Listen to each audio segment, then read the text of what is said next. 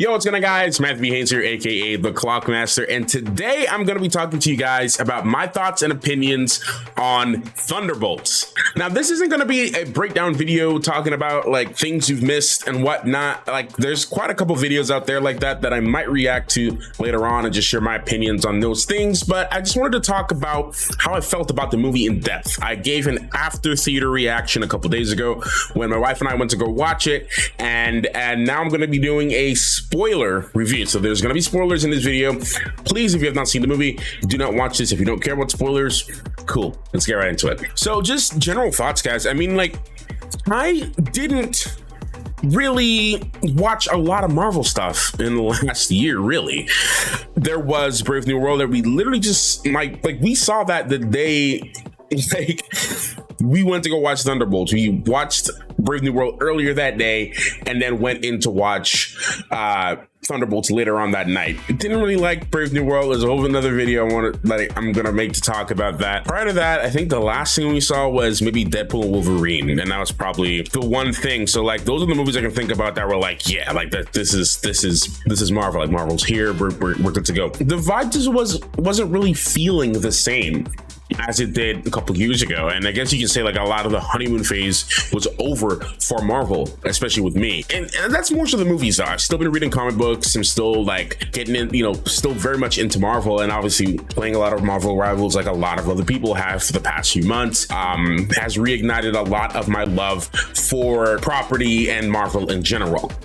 Then came Thunderbolts. I only saw the one trailer and I was like, okay, well, maybe like this is gonna be good, and I did enjoy it, and I was okay, but I was still kind of on the fence because the trailer just kind of looked like meh, right? But holy hell, guys, when we saw this movie, I didn't know what to expect. All right, like I know the bare minimum of about Sentry. I don't know that much about Sentry. I'm not gonna sit here and pretend that I knew that much about him. I just heard about him in the comic books, and I knew little facts about him and came across him in like a minor way. But I didn't really know anything about him. I knew he had mental health issues. I knew he had like this alter ego about him, and that's pretty much like the bare bones minimum that I knew about him. I knew that he's compared a lot to Superman in that sense, saying that he's kind of like Marvel's Superman, and so on Homelander and all that those kind of comparisons. I've always kind of came across those comparisons a lot, but that was about all I knew about him.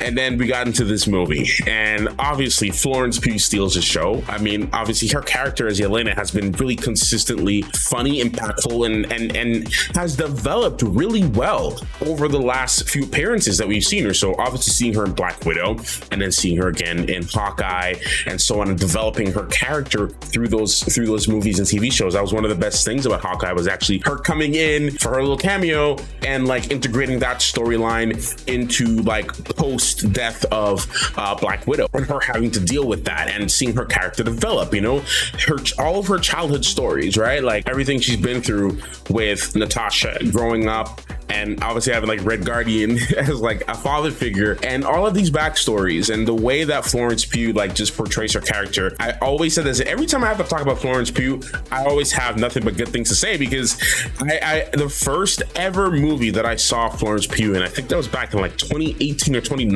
I can't remember. I think it was around this time that this movie came out, was the Outlaw King, and I think Chris Pine was in that movie. It was on Netflix. It was the most random movie that I decided to watch. I was just sitting in my bed and I was bored that one day. It was a weekend. I was bored, I had nothing to do.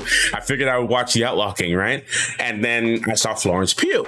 And then I saw her character. I'm like, ooh. So like, not only was I attracted to her, obviously, but I felt like her acting was like something different. I was like, who is this? I'm like, have I ever seen her or anything before? And then later on, we saw her in Midsummer, right? And then all of the other projects kept piling up. And the more I saw her, and the more I saw her acting and what she was capable of doing, when I heard the announcement for her that she was going to be in Marvel and playing this new character, I was very, very excited, because I wanted to see what she would be able to do and bring, what she would be able to bring to Marvel. And she delivered, and she has been delivering ever since. And she was a major standout in this film, without a doubt. Like, I mean, you cannot help but love her character, and also empathize with her, and in some ways maybe relate to her, because you may not have been able to go through everything that she went through, and hopefully not, right? But you might be able to see a little piece of yourself in her character. very grounded, very real emotional human problems, which brings me to one of the things that I actually really loved about this movie. Real human problems. We have this world where everyone's surrounded by gods and surrounded by monsters and all kinds of things and mutants and aliens and all kinds of different people. And you're a human around all of that. And even super soldiers, because she's around her super soldier father figure, her super soldier now teammate, her super soldier other teammate, 3 super soldiers, and then this person that could shift through space in a weird way, right? Like, you're surrounded amongst all these people, and you still have to find yourself in all of that, and surrounded by an actual literal god, like a godlike being, right? In Sentry, but still being a human in that moment and being vulnerable. Those are the things that I loved about the film.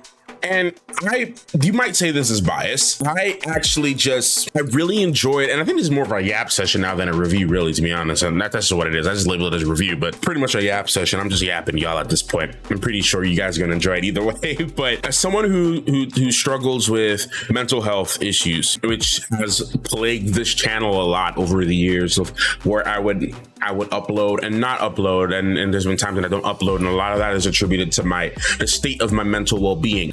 But someone who deals with that on a day-to-day basis, this movie kind of really hit home for me, man. I'm not gonna lie, because like, especially towards the end of the film where they confronted the Void, right? And they were fighting him, and Bucky was like, this isn't right. You know, Bob is representing what a lot of people can see in themselves, you know, a person that has experienced hurt and pain and also beating up yourself and harming yourself in some type of way. If it's not physical, it's mental, it's spiritual, it's whatever way you're harming yourself. You're not loving yourself. You're not showing yourself any love or appreciation. And that's what was represented with his character. He's just there. He's beating up the Void. He's putting all this pressure, and he's destroying himself literally from the inside out. And it only took his friends and people who became his friends and a support system to come in and help him and pull him out of that. And that was something that I got from the movie that I felt really spoke to me. You know what I'm saying? Like I'm being really vulnerable right now. Like, there's many times that even as a married person, right? Like, sometimes you feel alone. Sometimes you get in your head. You sometimes your thoughts kind of just sweep over you, right? And you feel helpless sometimes. And then you have to remind yourself that there are people around you, you know, and if you don't have people around you, maybe, you know, you should find people, you know, you should put yourself out there in some type of way, meet new people. You know, he had no one. Bob had no one, right? Like, he had no one really. He was traveling all over the place, ended up in this science experiment, and then this was the outcome. But then he stumbled across these people. They came into his path, and now he has a family. Now he has friends, people he can rely on, people that are looking out for him, keeping an eye on him, making sure he's okay, holding him accountable as well. You know, so the movie had a lot of really that was like a very deep central focal point of the film for me, which made it absolutely amazing in my personal opinion. Now, if I were to give it any criticism or to see why maybe people didn't like the film, action, when they had action, it was there. But then there was a lot of moments that were very slow and very deliberately slow. I'm used to slower films. I'm okay with it. I sat through Eternals. A lot of you guys couldn't sit through Eternals. I sat through Eternals.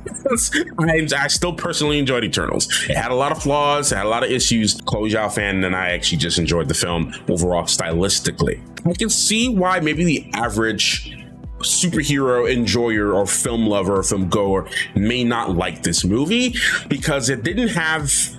and I'll get this out the way right now. Marvel is never going to be like what it was in 2018, 2016, 2015, 2010, even 2020. It's not going to be like that. It's not going to be at the peak that Marvel hit a certain peak, right? It had this scale. It scaled to a certain peak, and now we're trying to figure out where to go. And there was a lot of wrong that happened. There's a lot of shows that came out, a lot of movies that came out that probably should have never been released, in my personal opinion. There's certain things that probably needed a little bit more refining, right? Some scripts that needed a little bit more love, right? Some shots that needed a little bit more care. some editing that might have needed a little bit more attention and time. You know what I'm saying? And I haven't seen more Daredevil Born Again yet, but I've heard that was really good as well. I'll be catching up to that on the channel at some point as well. We need a little bit of a reset. So Marvel is never going to be like what it was. It's never going to be like what it was in its golden age. And I think we need to be okay with that. And I think we need to accept that. Everyone that's still chasing for the old Marvel, you're not going to get it again. It's not going to be the same. The cast isn't the same. The time isn't the same. The era isn't the same. The decade isn't the same, right? It's a different time. It's not going to be the same people.